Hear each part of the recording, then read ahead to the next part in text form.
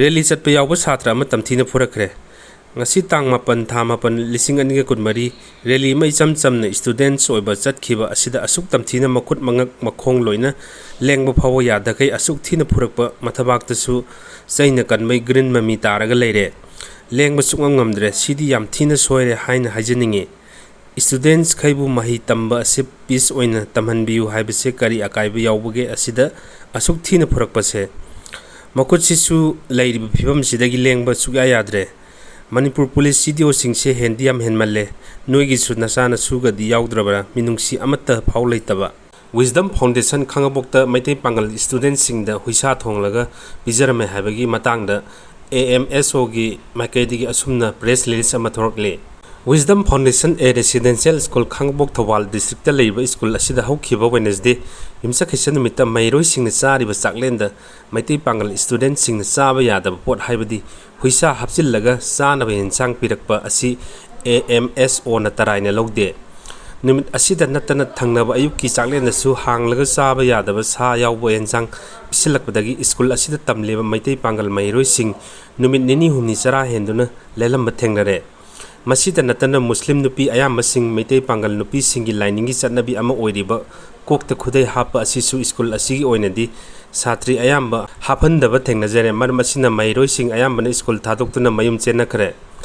asigumba thodok asinga sin ahan banate mamang thaktasu sak enjang chabada yadaba pot yan kaya ama yaure haina complaint kaya ama lakhibasu leirabani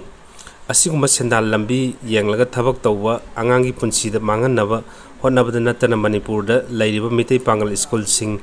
salairiba boarding asida leiba yaroi haibagi mawong manba thawong asi laibak thibani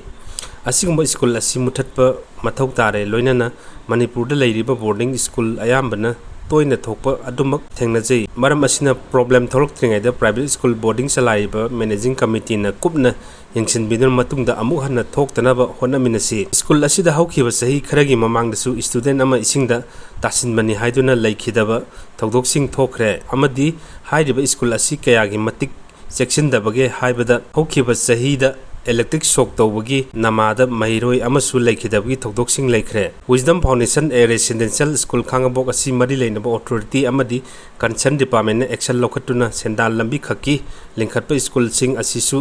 kumni yengsin biduna problem tholok tringaida maru phangna mangan khibana lamdam asida khondaminariba kanglup maselgi marakta nungsi chanana laiminaba ngamgani Manipur da laiminariba khoi masel haibadi multi religion oibana mairoi singi khallaga school singnasu honafam thoi asigamba problem asi private boarding salaiba managing committee singnasu makhatana amuk hanna thoktanaba kupna yengsin biu haina AMMSO headquarter gi maikaidgi lebak miyamda khanganjari ba Manoj Khan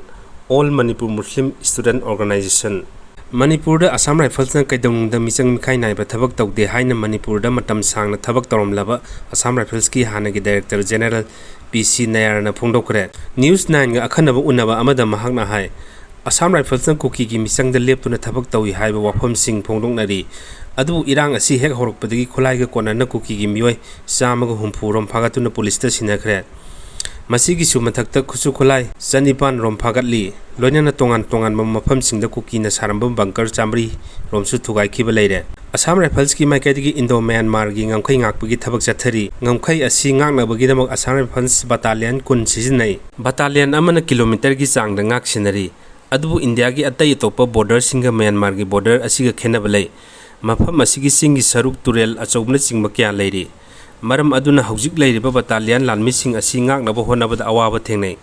haujik leiriba asigi mathakta ahenba battalion hapchinduna battalion 35 kumba leiribadi ningthina thabak tawba ngamgani hairi mahakna makhata na hai Manipur irang thokpa haukhiba kumja 2012 gi May 3 gi nungthil pung 3 lom tabada oiriba law and order gi phibam sing asi matangda Manipur gi chief minister na Assam Rifles ki IG kaurkhi IG su chief minister gi manakta nungthil gi pung 3 rom tabada yauduna wa khanakhi Suchampur rally chaluroba matung mioi khara tholktuna kangbai gi mafam singda mitei singda onchinduna irang tholkpa du laksinaba honabada awaba oikhi adubu ahenba forcing thajinduna laksinaba honarkhi forcing irang asi laksil lamdrabadi haujik siriba migi masing asidagi hena sirangani section tharang lokhatpadagi sibai chang hanthakibani ꯍꯧꯈꯤꯕ ꯆꯍꯤꯒꯤ ꯃꯦ 3ꯗꯒꯤ ꯊꯣꯛꯈꯤꯕ ꯏꯔꯥꯡ ꯑꯁꯤꯒꯤ ꯃꯇꯨꯡꯗꯒꯤꯗꯤ Manipur police ꯍꯥꯏꯕꯒꯤ ꯃꯍꯨꯠꯇ ꯃꯩꯇꯩ ꯑꯃꯁꯨꯡ ꯀꯨꯀꯤ police ꯍꯥꯏꯅ ꯃꯤꯌꯥꯝꯅ ꯂꯧꯅꯈ꯭ꯔꯦ꯫ ꯃꯩꯇꯩꯁꯤꯡꯅ ARꯗ ꯇꯣꯉꯥꯟꯕ ꯃꯤꯠꯌꯦꯡ ꯑꯃ ꯌꯦꯡꯂꯤꯕꯁꯤꯗꯤ ꯍꯟꯗꯛ ꯏꯔꯥꯡ ꯊꯣꯛꯈꯤꯕ ꯑꯁꯤꯗꯒꯤ ꯅꯠꯇꯦ꯫ ꯉꯜꯂꯤꯉꯩ ꯃꯇꯝꯗꯒꯤ ꯍꯧꯅ ꯑꯁꯥꯝ ꯔꯥꯏꯐꯜꯁꯇ ꯃꯤꯇꯩꯁꯤꯡꯅ ꯌꯥꯅꯤꯡꯗꯅ ꯂꯥꯛꯂꯤ꯫ ꯃꯔꯝꯗꯤ ꯃꯤꯇꯩ ꯂꯥꯜꯍꯧꯕꯁꯤꯡ ꯑꯁꯤꯒꯤ ꯃꯊꯛꯇ ꯑꯁꯥꯝ ꯔꯥꯏꯐꯜꯁꯅ ꯊꯕꯛ ꯇꯧꯗꯨꯅ ꯂꯥꯛꯏ꯫ ꯃꯩꯇꯩ ꯈꯨꯗꯤꯡꯃꯛꯁꯨ ꯑꯁꯥꯝ ꯔꯥꯏꯐꯜꯁ ꯑꯁꯤ ꯌꯥꯗꯕ ꯅꯠꯇꯦ꯫ ꯃꯍꯥꯛ ꯃꯁꯥꯅ ꯊꯦꯡꯅꯕ ꯊꯧꯗꯣꯛ ꯑꯃꯗ ꯍꯟꯗꯛꯀꯤ ꯏꯔꯥꯡ ꯃꯅꯨꯡꯗ ꯃꯩꯇꯩ ꯑꯁꯥꯝ ꯔꯥꯏꯐꯜꯁ ꯑꯃꯒꯤ ꯅꯨꯄꯤꯅ ꯃꯍꯥꯛꯀꯤ ꯅꯨꯄꯥꯅ ꯂꯩꯔꯤꯕ ꯄꯣꯁꯠ ꯑꯗꯨꯗ ꯄꯣꯠꯆꯩ ꯊꯤꯟꯅꯅꯕꯒꯤꯗꯃꯛꯇ ꯂꯥꯛꯈꯤꯕ ꯑꯁꯥꯝ ꯔꯥꯏꯐꯜꯁꯀꯤ ꯒꯥꯔꯤ ꯊꯤꯡꯕꯗ ꯌꯥꯎꯔꯝꯈꯤ꯫ ꯅꯨꯄꯤ ꯑꯗꯨꯗ ꯃꯍꯥꯛꯀꯤ ꯅꯨꯄꯥꯒꯤ ꯄꯣꯁꯠꯇ ꯄꯣꯠꯆꯩ ꯊꯤꯟꯗ꯭ꯔꯒꯗꯤ ꯑꯋꯥꯕ ꯃꯥꯌꯣꯛꯅꯒꯅꯤ ꯍꯥꯏꯕ ꯋꯥꯐꯝꯁꯤꯡ ꯊꯝꯕ ꯃꯇꯝꯗ ꯈꯨꯟꯅꯥꯏꯒꯤ ꯄ꯭ꯔꯦꯁꯔ ꯑꯁꯤꯅ ꯃꯔꯝ ꯑꯣꯏꯔꯒ ꯀꯔꯤꯁꯨ ꯇꯧꯕ ꯉꯝꯗꯦ ꯍꯥꯏꯅ ꯐꯣꯡꯗꯣꯛꯈꯤꯕ ꯂꯩ꯫ ꯀꯔꯤꯒꯨꯝꯕ ꯃꯐꯝ ꯑꯃꯗ ꯅꯥꯀꯜ ꯑꯅꯤꯒꯤ ꯃꯔꯛꯇ ꯏꯔꯥꯡ ꯊꯣꯔꯛꯄ ꯃꯇꯝꯗ ꯏꯔꯥꯡ ꯑꯗꯨꯕꯨ ꯁꯪꯇꯥꯏꯅꯅꯕ ꯑꯁꯥꯝ ꯔꯥꯏꯐꯜꯁ ꯆꯪꯒꯦ ꯇꯧꯕ ꯃꯇꯝꯗ ꯃꯩꯔꯥ ꯄꯥꯏꯕꯤꯁꯤꯡꯅ ꯆꯪꯍꯟꯗꯕ ꯀꯌꯥ ꯊꯣꯛꯂꯤ꯫ ꯑꯗꯨꯕꯨ ꯑꯁꯥꯝ ꯔꯥꯏꯐꯜꯁꯇꯤ ꯃꯤꯆꯪ ꯃꯤꯈꯥꯏ ꯅꯥꯏꯅ ꯊꯕꯛ ꯇꯧꯔꯛꯄ ꯂꯩꯇ꯭ꯔꯤ꯫ ꯑꯔꯥꯝꯕꯥꯏ ꯇꯦꯡꯒꯣꯜꯁꯤꯡ ꯑꯁꯤ ꯃꯩꯇꯩ ꯀꯟꯕ ꯀꯥꯡꯕꯨꯅꯤ ꯍꯥꯏꯅ ꯊꯣꯛꯂꯛꯄꯅ ꯃꯤꯌꯥꯝꯅꯁꯨ ꯌꯥꯝꯅ ꯌꯥꯏ꯫ ꯑꯌꯥꯝꯕꯅ ꯃꯈꯣꯏꯗꯤ ꯅꯣꯇꯤꯐꯥꯏꯗ ꯑꯦꯔꯤꯌꯥꯁꯤꯡꯗ ꯊꯕꯛ ꯇꯧꯏ꯫ ꯑꯔꯥꯝꯕꯥꯏ ꯇꯦꯡꯒꯣꯜꯁꯤꯡ ꯑꯁꯤ ꯄꯥꯝꯕꯩꯅ ꯂꯨꯆꯤꯡꯕ UNLF-ꯀꯁꯨ ꯌꯥꯁꯤꯟꯅꯕ ꯂꯩꯕ ꯌꯥꯎꯏ ꯍꯥꯏꯔꯤ꯫ ꯃꯅꯤꯄꯨꯔꯗ ꯊꯣꯛꯂꯤꯕ ꯏꯔꯥꯡ ꯑꯁꯤ ꯃꯇꯥꯡꯗ ꯐꯣꯔꯦꯟ ꯐꯥꯏꯇꯔ ꯌꯥꯎꯏ ꯍꯥꯏꯕꯒꯤ ꯆꯞ ꯆꯥꯕ ꯈꯨꯗꯝ ꯆꯥꯡꯗꯝꯗꯤ ꯂꯩꯇ꯭ꯔꯤ꯫ ꯑꯗꯨꯕꯨ ꯃꯅꯤꯄꯨꯔꯗ ꯂꯩꯔꯤꯕ ꯐꯨꯔꯨꯞꯁꯤꯡ ꯍꯥꯏꯕꯗꯤ ꯅꯥꯒꯥ, ꯃꯩꯇꯩ, ꯀꯨꯀꯤ ꯂꯥꯜꯍꯧꯕꯁꯤꯡ ꯃ꯭ꯌꯥꯟꯃꯥꯔꯗ ꯑꯌꯥꯝꯕꯅ ꯂꯣꯏꯅ ꯂꯩꯅꯔꯤ꯫ ꯃꯔꯝ ꯑꯗꯨꯅ ꯃꯔꯤꯒꯤ ꯑꯣꯏꯕ ꯑꯃꯁꯨꯡ ꯅꯛꯁꯤꯟꯅꯕ ꯃꯇꯨꯡ ꯏꯟꯅ ꯃꯇꯦꯡ ꯄꯥꯡꯅꯔꯝꯕꯗꯤ ꯌꯥꯏ꯫ ꯑꯗꯨꯕꯨ ꯃꯁꯤꯒꯤ ꯆꯞ ꯆꯥꯕ ꯈꯨꯗꯝꯗꯤ ꯂꯩꯕ ꯅꯠꯇꯦ꯫ ꯃꯅꯤꯄꯨꯔꯗ ꯏꯔꯥꯡ ꯑꯁꯤꯗ ꯗ꯭ꯔꯣꯟꯗꯒꯤ ꯕꯣꯝ ꯊꯥꯗꯩ ꯍꯥꯏꯔꯤꯕꯁꯤ ꯂꯥꯟꯒꯅꯤ꯫ ꯃꯈꯣꯏꯅ ꯁꯤꯖꯤꯟꯅꯔꯤꯕ ꯗ꯭ꯔꯣꯟꯁꯤꯡ ꯑꯁꯤ ꯄꯣꯈꯥꯏꯕ ꯌꯥꯕ ꯃꯆꯥꯛ ꯃꯊꯨꯝ ꯊꯥꯗꯕ ꯉꯝꯕ ꯑꯣꯏꯗꯦ꯫ ꯔꯣꯀꯦꯠ ꯀꯥꯞꯁꯤꯜꯂꯛꯂꯦ ꯍꯥꯏꯔꯤꯕ ꯑꯁꯤꯁꯨ ꯀꯨꯀꯤꯁꯤꯡꯅ ꯏꯟꯗꯤꯖꯤꯅꯁ ꯑꯣꯏꯅ ꯁꯥꯖꯕ ꯄꯝꯄꯤꯁꯤꯡ ꯑꯣꯏꯒꯅꯤ꯫ ꯏꯟꯗꯤꯌꯥꯒꯤ ꯃꯥꯌꯣꯛꯇ ꯊꯕꯛ ꯇꯧꯔꯤꯕ ꯑꯇꯣꯞꯄ ꯂꯩꯕꯥꯛꯁꯤꯡꯅ ꯆꯞ ꯆꯥꯅ ꯌꯥꯎꯁꯤꯜꯂꯝꯒꯅꯤ ꯍꯥꯏꯕꯁꯨ ꯊꯥꯖꯕ ꯂꯩꯇꯦ꯫ ꯑꯗꯨꯝ ꯑꯣꯏꯅꯃꯛ ꯈꯨꯠꯂꯥꯏ, ꯁꯦꯜꯅꯆꯤꯡꯕ ꯃꯇꯦꯡ ꯇꯧꯅꯕ ꯍꯣꯠꯅꯔꯝꯕꯗꯤ ꯌꯥꯏ꯫ ꯊꯣꯛꯂꯤꯕ ꯏꯔꯥꯡ ꯑꯁꯤꯗ ꯁꯁꯄꯦꯟꯁꯟ ꯑꯣꯐ ꯑꯣꯄꯔꯦꯁꯟ ꯁꯨꯗ ꯂꯩꯔꯤꯕ ꯀꯥꯗꯔꯁꯤꯡꯒꯤ ꯀꯦꯝꯞꯁꯤꯡꯗ ꯃꯇꯥꯡꯗ ꯋꯥꯐꯝ ꯀꯌꯥ ꯂꯩꯔꯤ꯫ ꯑꯗꯨꯕꯨ ꯃꯁꯤ ꯃꯔꯨ ꯑꯣꯏꯕ ꯏꯁꯨꯗꯤ ꯑꯣꯏꯗꯦ ꯍꯥꯏꯅ ꯂꯧꯏ꯫ ꯃꯍꯥꯛ ꯃꯁꯥꯁꯨ ꯁꯨ ꯀꯦꯝꯞꯁꯤꯡꯗ ꯀꯌꯥꯔꯛ ꯆꯠꯈꯤ꯫ ꯁꯨ ꯀꯦꯝꯞꯁꯤꯡꯗ ꯂꯩꯔꯤꯕ ꯈꯨꯠꯂꯥꯏ ꯑꯁꯤꯁꯨ ꯃꯇꯝ ꯁꯥꯡꯅ ꯁꯤꯖꯤꯟꯅꯗꯕꯅ ꯅꯤꯡꯊꯤꯅ ꯃꯊꯧ ꯇꯧꯕ ꯌꯥꯔꯣꯏꯗꯕ ꯑꯌꯥꯝꯕꯅꯤ꯫ ꯍꯧꯖꯤꯛ ꯐꯥꯎꯕꯗ ꯁ꯭ꯇꯦꯠ ꯄꯨꯂꯤꯁꯀꯤ ꯑꯥꯔꯃꯔꯤꯗꯒꯤ ꯂꯥꯛꯈꯤꯕ ꯈꯨꯠꯂꯥꯏ 3,500 ꯐꯥꯒꯠꯄ ꯉꯝꯗꯅ ꯂꯩꯔꯤ꯫ ꯏꯔꯥꯡ ꯑꯁꯤ ꯅꯦꯝꯊꯍꯟꯅꯕ ꯈꯨꯜꯒꯤ ꯑꯍꯜꯁꯤꯡ ꯅꯠꯇ꯭ꯔꯒ ꯁꯤꯚꯤꯜ ꯁꯣꯁꯥꯏꯇꯤꯁꯤꯡꯅ ꯍꯣꯠꯅꯕ ꯉꯝꯒꯅꯤ꯫ ꯃꯔꯝꯗꯤ ꯁ꯭ꯇꯦꯠ ꯑꯁꯤꯗ ꯃꯈꯣꯏꯁꯤꯡ ꯑꯁꯤ ꯌꯥꯝꯅ ꯃꯇꯤꯛ ꯃꯌꯥꯏ ꯂꯩ꯫ ꯃꯈꯣꯏꯒꯤ ꯋꯥꯐꯝ ꯑꯁꯤ ꯃꯤꯌꯥꯝꯅ ꯇꯥꯏ ꯍꯥꯏꯈꯤ꯫ ꯕꯤꯔꯦꯟ ꯂꯧꯊꯣꯛꯅꯕ ꯈꯥꯔꯒꯦꯅ ꯗꯤꯃꯥꯟ ꯇꯧꯈ꯭ꯔꯦ꯫ ꯃꯅꯤꯄꯨꯔꯒꯤ ꯐꯤꯚꯝ ꯑꯁꯤ ꯆꯤꯐ ꯃꯤꯅꯤꯁꯇꯔ ꯕꯤꯔꯦꯟꯅ ꯂꯥꯛꯁꯤꯟꯕ ꯉꯝꯗ꯭ꯔꯦ꯫ ꯃꯍꯥꯛꯄꯨ ꯈꯨꯗꯛꯇ ꯂꯧꯊꯣꯛꯀꯗꯕꯅꯤ ꯍꯥꯏꯅ ꯀꯣꯡꯒ꯭ꯔꯦꯁꯀꯤ ꯄ꯭ꯔꯁꯤꯗꯦꯟꯠ ꯃꯜꯂꯤꯛꯑꯥꯔꯖꯨꯟ ꯈꯥꯔꯒꯦꯅ ꯁꯦꯟꯇꯔꯗ ꯇꯛꯁꯤꯟꯈ꯭ꯔꯦ ꯍꯥꯏꯔꯤ꯫